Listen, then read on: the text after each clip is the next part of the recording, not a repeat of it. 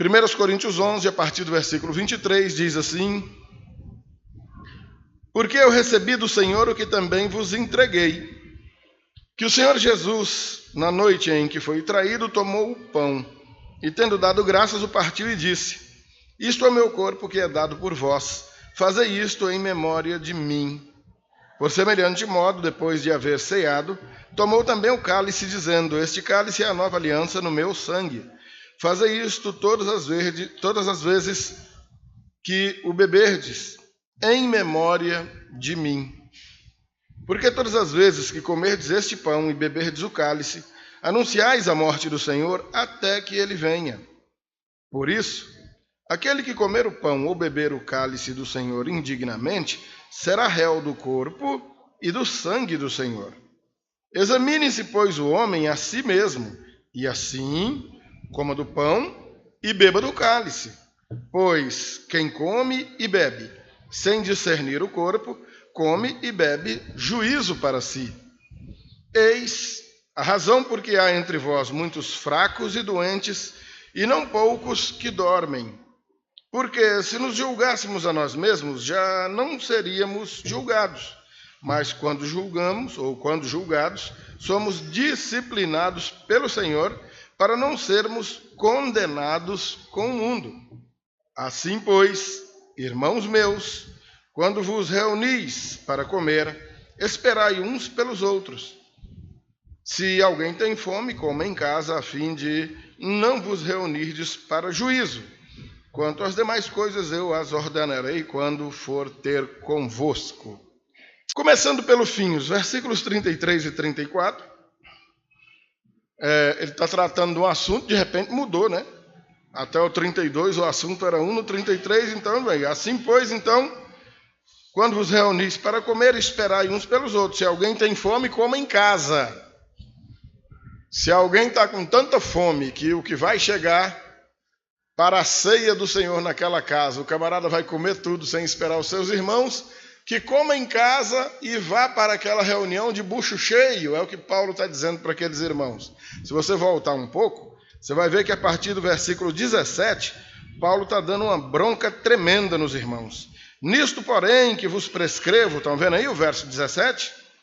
Não vos louvo, porquanto vos ajuntais não para melhor, e sim para pior. Já a gente volta para o texto base, aqui é apenas uma introdução. A igreja está crescendo, amados. É o primeiro século ainda, só algumas poucas décadas, alguns poucos anos da igreja na terra. O Senhor Jesus já veio, ensinou tudo que tinha que ensinar, morreu na cruz, ressuscitou, ascendeu ao céu e os apóstolos estão levando adiante a mensagem do Senhor. E a igreja segue crescendo. Ela não está mais só ali na Palestina, não está mais apenas em Jerusalém, mas a igreja está espalhada pelo mundo inteiro. A cidade de Corinto, mesmo para onde essa carta está sendo escrita, é uma cidade enorme para a época. Obrigado, filha. Muito grande a cidade, muitos habitantes, muitos transeuntes, muitas pessoas passando por aquela cidade portuária. E a igreja vai crescendo. Tem gente de toda natureza, lá tem judeu, lá tem gentil, lá tem romano, lá tem grego. Lá tem os próprios judeus da Palestina, tem árabe, tem gente do mundo inteiro passando por ali, que é um entreposto. É comum que haja uma confusão de culturas, onde, eu não sei como é que eu falo isso para você, eu gostaria de falar sério, mas brincando parece que fica melhor. Por exemplo, nós estamos no Piauí, né? Seria muito comum eu servir uma buchada de bode aqui e todo mundo ficar super feliz, né? Mas ia ficar feliz eu, o Eximar, o Lidu, mais uns 2 ou 3, o Diá. Mas um bocado ia estranhar, né? Mesmo sendo daqui, não gosta de uma buchadinha de bode, né? Apesar da questão cultural nos unir com relação a uma iguaria tão maravilhosa, ainda tem a questão de gosto, né? Quando a gente parte para uma cultura dessa daqui, ou uma fusão de culturas como havia em Corinto, gente com todo tipo de ideia, gente com todo tipo de costume, assim a gente entende melhor, fica um desafio tremendo para fazer com que todo mundo entenda exatamente a mesma coisa. O certo é que a igreja está crescendo, ela está enchendo de gente. Mas as pessoas estão se ajuntando, estão se aglomerando, achando bom ali o movimento de ter um monte de gente junto, mas parece que no meio tem um bocado de gente que não entendeu nada do que está indo fazer ali naquele lugar. A ponto do apóstolo então dizer para eles, olha,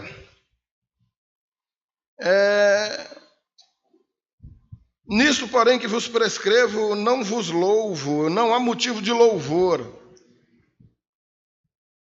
e sim de bronca, de repreensão, porque vocês estão se ajuntando, mas não para melhorar. Não para melhorar como servos de Deus, vocês estão piorando. Deve ter sido duro para aquele pessoal em Corinto, né? Lendo essa carta, certamente com a igreja reunida, né? Alguém responsável ali pela igreja lendo isso aqui, todo mundo com a cabecinha baixa, né? Uns olhando de rabo de olho um para o outro, né? O que será que o apóstolo está se queixando? O que será que nós estamos fazendo? E ele explica, né? Porque antes de tudo estou informado a haver divisões entre vocês quando vocês se reúnem na igreja. E eu, em parte, creio, porque até mesmo importa que haja partidos entre vós, para que também os aprovados se tornem conhecidos no vosso meio. Existe entre aqueles irmãos gente que concorda com determinada coisa, gente que não concorda com determinada coisa, e é exatamente em virtude da briga desses dois grupos que fica evidenciado que um tem razão e o outro não. É simples assim. Não é como torcer para time de futebol. Hoje meu time ganha, amanhã ele perde, depois ele empata. Não, a coisa é mais séria. Estão diante da palavra de Deus e diante dessa palavra está havendo divergência de interpretação. Um está entendendo do jeito, outro está entendendo do outro, estão surgindo partidos, está havendo divisão. E por conta dessa divisão, os aprovados vão ficando evidenciados, assim como os reprovados também. E ele continua, verso 20. Quando, pois, vos reunis no mesmo lugar, não é a ceia do Senhor que vocês estão comendo, porque ao comerem cada um toma antecipadamente a sua própria ceia, e há quem tenha fome, ao passo que há também quem se embriague. Tem gente que ainda está na estrada, no caminho daquele lugar onde a igreja ia se reunir, nem chegou ainda. Quando chega, não tem mais nada para comer, não tem mais vinho para a ceia. Uma meia dúzia de gaiatos que chegou na frente, comeu, devorou tudo que tinha, bebeu o vinho todo, já está bêbado. E os camaradas estão felizes da vida. Estou na igreja. Eu sou cristão. Eu vou para o céu da boca da onça. É interessante que o relato aqui se refere a algo do século I. Né? 20 séculos se passaram, 2000 anos se passaram. E, embora hoje a gente não esteja fazendo nossas refeições na igreja, pouca coisa mudou no sentido de esperar uns pelos outros. Verdadeiramente se preocupar uns com os outros. Não se meter na vida uns dos outros, mas se preocupar de verdade uns com os outros. Servir uns aos outros. Amados, deixa eu dizer um negócio aqui para vocês. Os irmãos aqui sabem que eu sou um peladeiro, um boleiro, um jogador de futebol, veterano, né? Quase não corre mais, né? Com esse bucho desse tamanho. Mas nós temos um grupinho de peladeiros aqui na cidade. E em virtude da nossa idade, essa barbinha branca, nós temos um time de cinquentões, né? Só jogadores acima dos 50 anos de idade. E nós tivemos um jogo hoje contra um time que veio de Timon, no Maranhão. Ganhamos, fiz um gol, ainda estou fazendo gol, gente, tá vendo? Mas curioso, o que eu quero dizer para os irmãos? Por que eu estou usando essa ilustração? Só tem eu de crente naquele grupo. Ninguém lá serve ao Senhor. São meus amigos, pessoas que eu amo mesmo, de coração. maioria muito conhecido de todos vocês aqui. Ontem à tarde, lá no Zequinha Belo, num treinozinho que a gente faz, quando acabou a gente se sentou para combinar. Como receberíamos esse pessoal de Timon aqui? Olha, o pessoal está vindo jogar com a gente, vamos tratá-los muito bem, porque quando nós estivemos lá, eles nos trataram maravilhosamente bem. Tá certo. E aí logo me incumbiram de fazer aquele feijão misturado, né? Descobriram que eu faço bem. O rubacão lá do Goiás, feijão verde com arroz, né? Descobriram que gostaram do meu e toda vez me incumbem disso. E o mestre Adão, eu deixo o feijão cedinho lá na sua casa, o Murilo já se dispôs a levar umas galinhas e coisa e tal, e alguém perguntou, mas será que vai dar para todo mundo? E eles foram unânimes. Se não der, não tem problema, nós estamos em casa, nós estamos na nossa cidade, a gente vai para casa e come. O importante é a gente servir bem os companheiros que vêm de longe. Gente, ninguém lá é crente. Olha a atitude desses camaradas. Olha a educação e a gentileza desses homens. A nossa preocupação é com eles. Nós vamos servir bem a eles. Se sobrar, a gente come. Se não sobrar, a gente vai comer em casa. Mas os visitantes nós vamos receber bem. Amados, eu estou na igreja desde os meus 7 anos de idade. Faz tempo, né? E eu tenho visto na igreja irmão brigar pela cadeira. Um visitante que nunca veio na igreja na vida, chegou, não sabe de nada, sentou na cadeira do camarada, o cara virou cão. Passou um mês sem andar na igreja, emburrado, com a cara inchada, porque alguém sentou na cadeira dele. Um jantar, um cachorro quente beneficente, uma feijoada beneficente na igreja. Um momento exatamente que a gente usa para confraternização, para chamar quem é de fora para estar com a gente. O irmão emburrado, porque o visitante comeu e ele não. E as desculpas as mais absurdas. Eu é que congrego aqui, eu que dou dízimo aqui, eu que tenho direito de comer. Se cabe um cachaceiro, nem aqui anda. Chega aqui, come e eu fico sem comer. Olha a mentalidade de um camarada que se diz servo do Senhor Jesus. Olha a diferença de uns que nem servos do Senhor são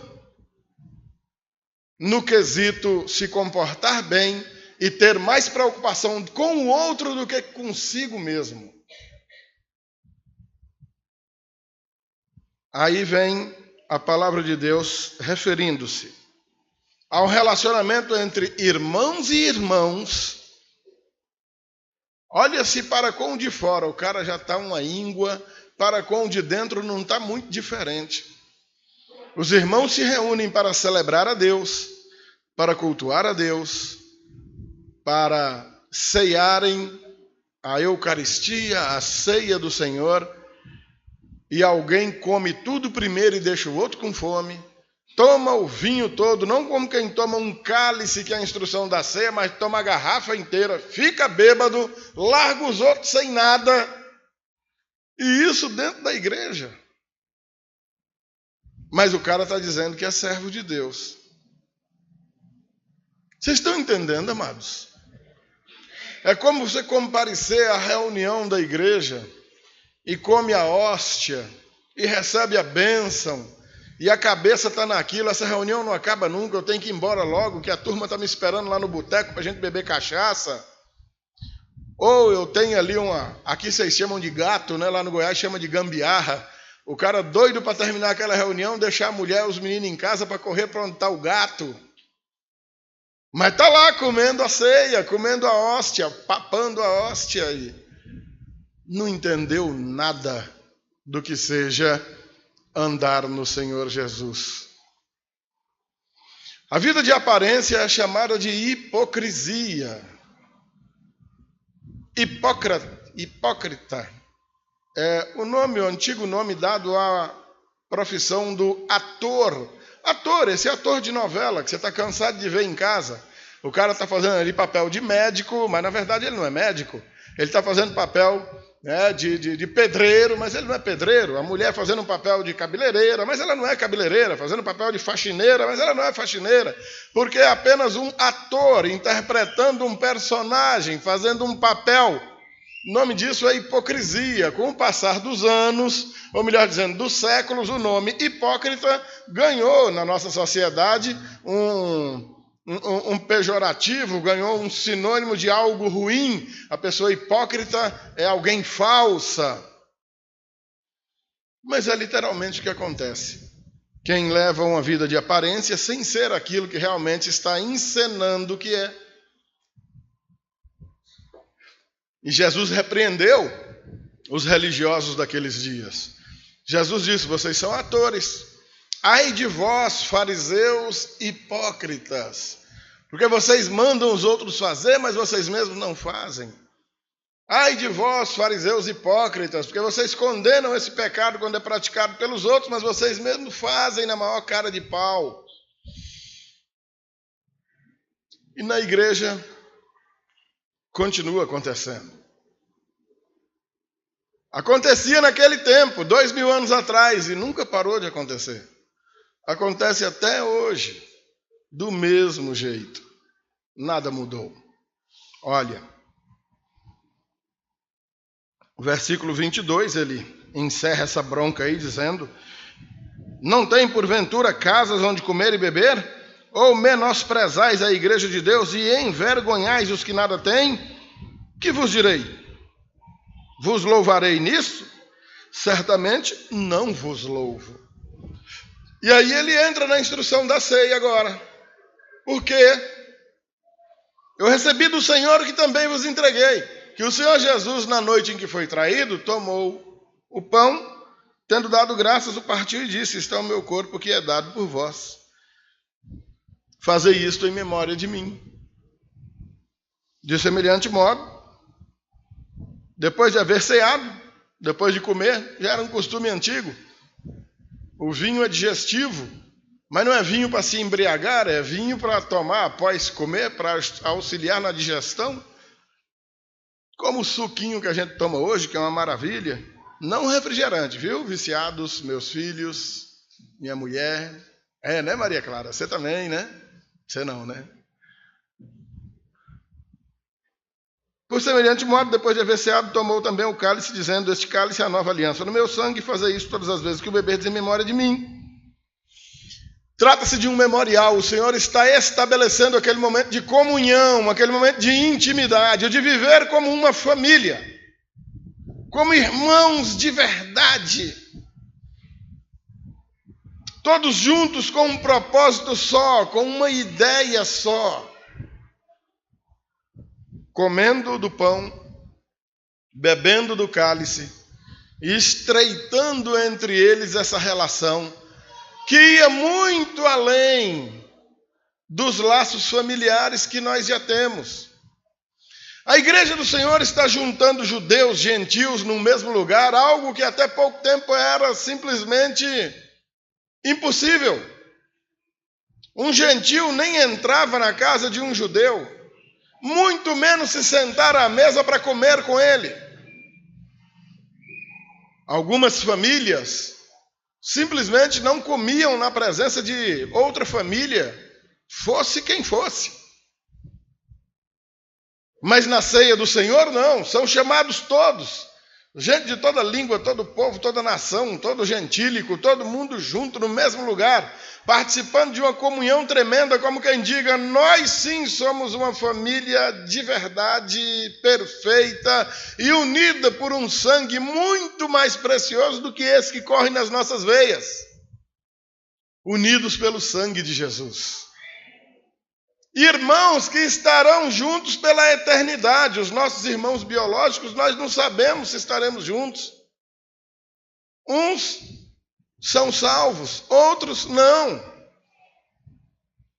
Mas entre os irmãos da fé, a comunhão era celebrada de modo muito diferente.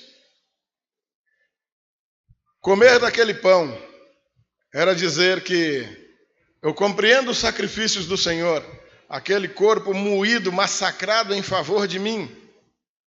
Comendo desse pão, eu estou dizendo que eu participo desses mesmos sofrimentos, estou tomando parte nisso tudo, eu creio nisso e eu estou anunciando isso para as outras pessoas também.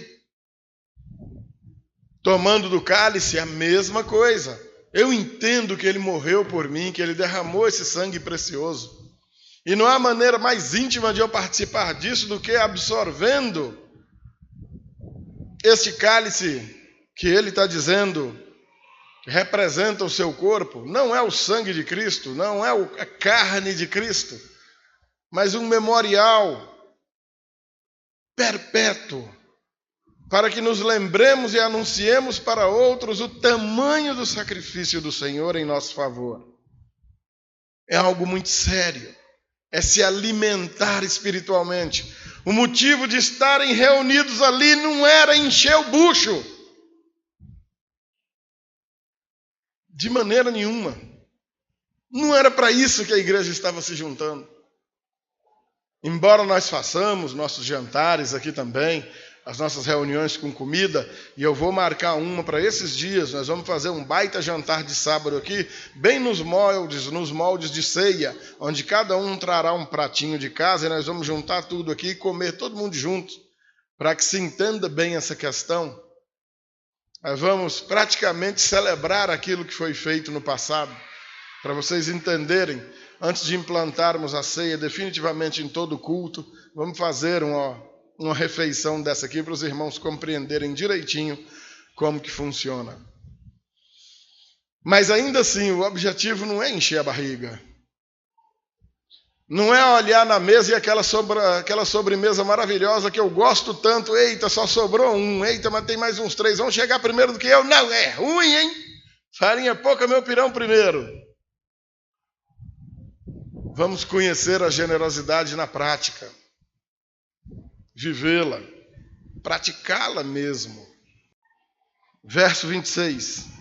Porque todas as vezes que comerdes este pão e beberdes o cálice, anunciais a morte do Senhor até que ele venha. O Senhor determinou que nós façamos isso enquanto a igreja existir. Esse ato de celebrar essa ceia, de comer este pão e tomar esse cálice, só vai terminar quando esse mundo acabar. Enquanto ele existir, estaremos comendo esse pão e bebendo esse cálice. O Senhor mandou. Ele determinou que assim fosse. Nós estamos anunciando a morte do Senhor. Estamos anunciando para o mundo inteiro. Ele morreu para te dar vida. Ele morreu para te salvar. Ele morreu no teu lugar. Amém, amados? Olha o tamanho da responsabilidade. Os anjos queriam esse ministério da anunciação. O Senhor não lhes deu, deu a nós. Temos uma incumbência maravilhosa, um privilégio tremendo. Quem somos nós para o Senhor nos comissionar de algo tão maravilhoso? Anunciar a morte do Senhor, anunciar a salvação em Cristo. Para isso, precisamos ser exemplos, precisamos ser modelo. Nós não nos comparamos, não nos nivelamos, não nos igualamos a ninguém que não seja o próprio Senhor e aqueles que Ele instruiu para levarem adiante a sua mensagem. Nós somos esquisitos, diferentes. Paulo está dizendo em 1 Coríntios, no capítulo 1, que a palavra de Deus é loucura. Nós mesmos somos comparados a loucos. A nossa vida é uma vida toda louca. Nós andamos na contramão do mundo. O mundo segue numa direção, nós em outra. O mundo ama uma coisa, nós outra. Aquilo que o mundo ama, nós desprezamos. Aquilo que nós amamos, o mundo ora não conhece e ora odeia com todas as suas forças. Estamos na luz e não nas trevas. E a claridade, a luminosidade, revela tudo que há de mal feito entre nós. Qualquer pessoa que se aproxima da luz tem demonstrado para todo mundo as suas imperfeições. O imperfeito gosta de estar no escuro. Chega numa praça bem escura, num lugar bem escuro, onde as pessoas estejam fazendo coisas erradas, e acende lá um holofote, pá, de uma vez. Você vê a reação das pessoas. vão ficar bravos demais contigo. Ei, apaga isso aí. Funciona assim. Verso 27. Se somos esses anunciadores, por isso, aquele que comer o pão ou beber o cálice do Senhor indignamente será réu do corpo e do sangue do Senhor. Ih, rapaz, naquela igreja de Corinto lá a coisa era feia. Porque Paulo está dizendo aqui que não tem nem motivo de louvor para com aqueles irmãos. Evidentemente tinha uns irmãozinhos lá, aqueles que estavam ficando com fome mesmo, devia ser gente boa. Mas aqueles que estavam se embriagando antes dos outros chegarem, estavam comendo do pão e bebendo do cálice indignamente. E por conta disso, estavam se tornando réus do corpo e do sangue do Senhor. Aquele pão e aquele cálice que deveria gerar vida, estava gerando morte. Aquele alimento que deveria fortalecê-lo, estava enfraquecendo. Complicado, né, amados? Efeito contrário. O negócio estava funcionando às avessas. Religiosamente, o homem é capaz de coisas simplesmente estupendas para a cabeça dele mesmo. Faz os mais absurdos sacrifícios. Viaja para longe, leva dinheiro, dá oferta, carrega cruz nas costas, sobe escadaria de joelho, se pendura em cruz, se corta com chicotes cortantes, se autoflagela, dá ofertas volumosas, grandes quantias, consagram seus próprios filhos, não a Deus, mas alguma entidade, alguma religião, algum santo ou coisa parecida, santo entre aspas. E acreditam que por conta disso estão se tornando merecedores de algum favor de Deus. Como quem diga, eu não merecia, mas agora eu passei a merecer porque eu fiz um sacrifício muito grande agora. Agora Deus se enrolou comigo, que agora Ele é obrigado a me abençoar. Vixe! Existe um vagabundo muito famoso no nosso Brasil chamado Edir Macedo, presidente da Igreja Universal do Reino de Deus. O nome é muito bonito. Que em sua teologia, dentre inúmeras aberrações que ele profere, porque é um anticristo, numa delas ele diz que então, dependendo da coisa, do procedimento que o ser humano adotar, então ele tem o direito de colocar Deus contra a parede. E ele vai dizer que coloca o dedo no nariz de Deus e coloca Deus contra a parede e exige seus direitos. Quem esse idiota pensa que é? Bom, ele não sabe quem é nem ele. Como é que ele vai saber quem é Deus? Que ideia de Deus um indivíduo desse tem? Não faz a menor ideia a quem esteja se dirigindo. E a misericórdia de Deus é tamanha que não cai um raio do céu na cabeça dele e parte no meio. Isso se chama misericórdia. Deus é misericordioso. Religiosamente as pessoas fazem loucuras. Quando o Senhor nunca determinou e nem pediu que se fizesse loucura nenhuma em favor dele, a não ser negar-se a si mesmo e não se contaminar com o mundo. Essa é a grande loucura que nós somos chamados a fazer. É negando a nós mesmos e não se contaminando com o mundo, que estamos dignos, somos pelo Senhor dignificados, para então comer do pão e beber do cálice. Versículo de número 28, um imperativo simplesmente maravilhoso. Examine-se, pois, o homem a si mesmo. Olha o detalhe, amado. Examine-se o homem a si mesmo. Não é examine seu irmão. Não é examine o vizinho. Não é examine teu pai, tia mãe, teu irmão. Examine-se, pois, o homem a si mesmo.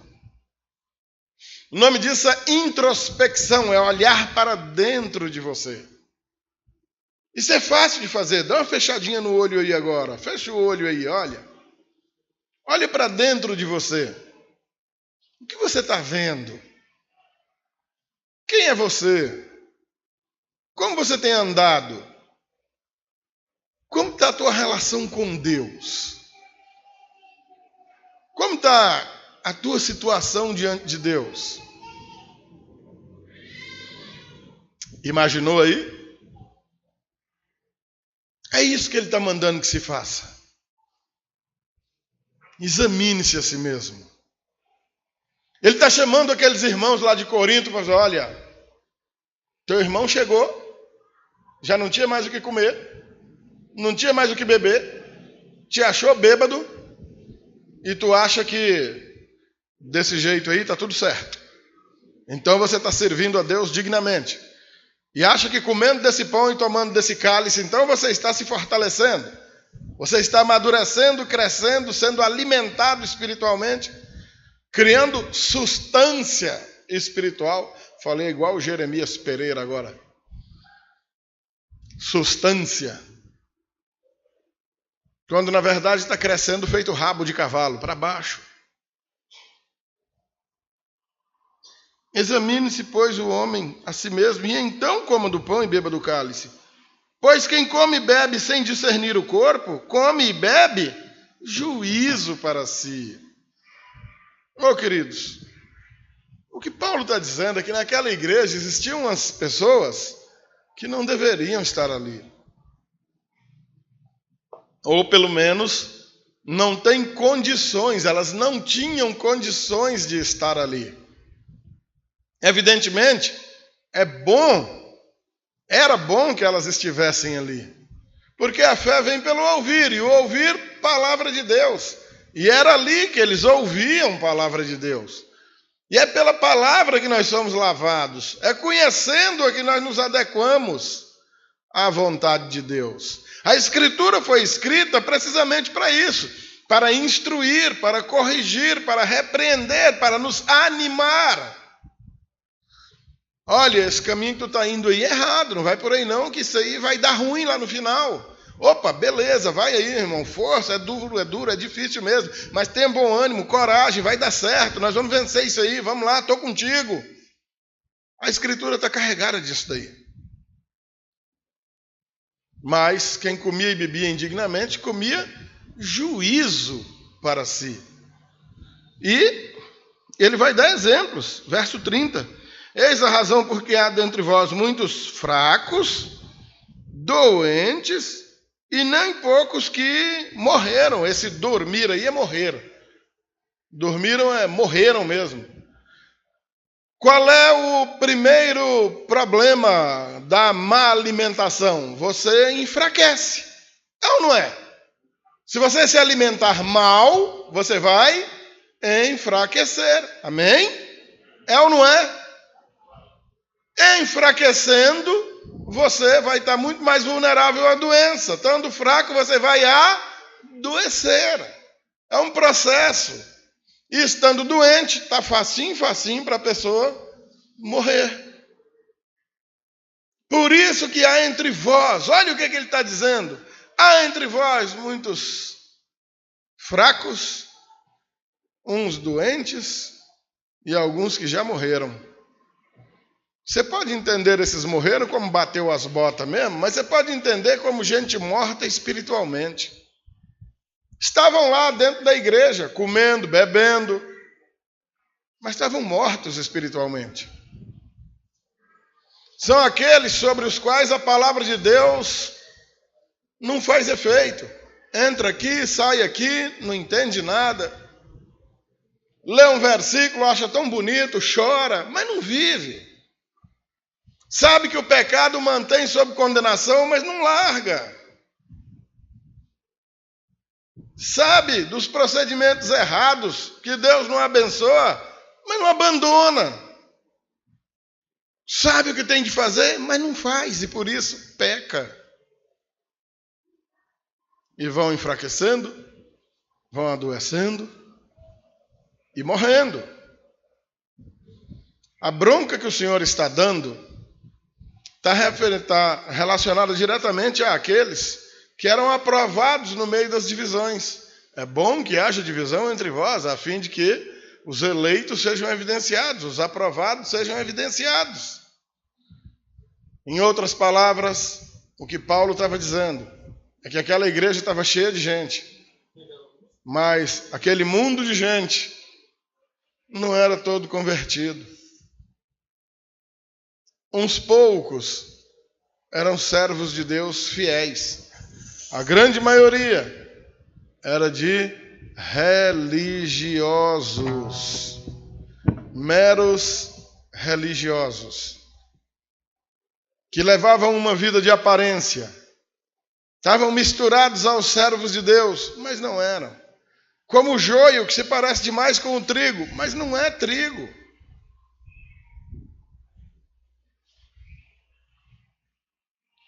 Verso 30 continua, o 31.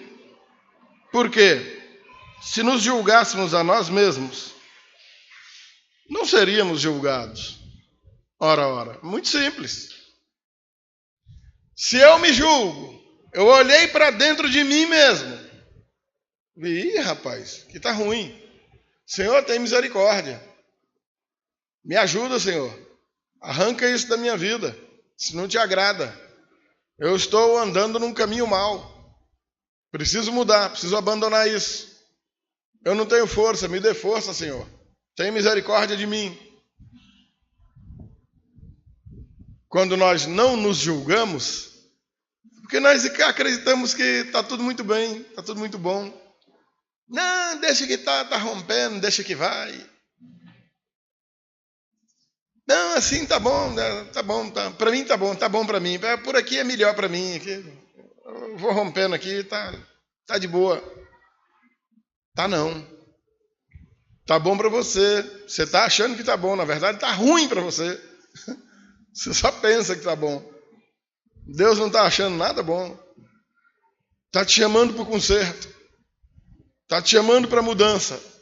Tá te chamando para que você assuma uma postura fiel, firme, radical, verdadeira diante de Deus e de teus irmãos, para que você se apresente digno de comer do pão e de beber do cálice, que realmente são alimentos que nos fortalecem espiritualmente. Mas quando reconhecemos essas coisas, se julgássemos a nós mesmos, nós não seríamos julgados. Ou melhor dizendo, se nós nos julgamos, nós não seremos julgados. Aí sim, está tudo certo. Aí sim, agora a coisa funciona. Agora vai. O oposto disso, verso 32. Mas, quando julgados, somos disciplinados pelo Senhor, para não sermos condenados com o mundo. Aqui, amados, diz respeito à ministração nossa da semana passada, lá de Hebreus, capítulo 12, que nos lembrava acerca de que se estáis sem disciplina é porque sois bastardos e não filhos. Porque Deus disciplina aquele a quem ama. O bom pai disciplina ao filho que ama. Se o Senhor nos está disciplinando é porque Ele nos ama. Se existe alguém tão atolado no pecado, que não sente incômodo nenhum com isso, pelo contrário, morre de prazer e de satisfação nessa vida pecaminosa, se não há repreensão nenhuma, pelo amor de Deus, querido, o que tem para dizer é misericórdia, amado. Você pode ser um excelente religioso, mas não é um filho de Deus. Se está sem repreensão, não é filho, é bastardo. Quando o Senhor nos disciplina, o que o verso 32 está falando? Se Ele nos disciplina, se somos disciplinados pelo Senhor, é para não sermos condenados com o mundo. Porque o mundo jaz no maligno, ou seja, o mundo já está condenado. Se o Senhor está te disciplinando, se o Senhor está te chamando a atenção, é porque Ele te ama, querido. Se isso está batendo no teu coração aí agora e está te causando incômodo, é porque o Senhor te ama. Se não estiver causando incômodo nenhum, então está ótimo. Ou você realmente está perdido, ou você é um santo maravilhoso, abençoado, e glória a Deus por isso. Seu nível de santidade já atingiu a cota máxima. É claro que eu estou sendo irônico, né? Se está causando incômodo, é porque o Senhor está falando ao teu coração. A palavra de Deus não brinca. Deus não está brincando. Não há espaço para brincadeira quando nós estamos falando em vida. E nós nem estamos falando nessa vidinha desse mundo aqui, que todo mundo vai perder um dia. Estamos falando de vida eterna, ou de condenação eterna ao fogo do inferno. Únicos dois destinos para as almas dos seres humanos. A conversa é muito séria. Não dá para brincar. Se o Senhor te disciplina, é para você não ser condenado com o mundo, amado. Então, receba a disciplina do Senhor de bom grado. Vida de ação de graças é compreender o tamanho do sacrifício que Ele realizou em nosso favor e abandonar a nossa própria vida para viver uma vida 100% nele, para Ele.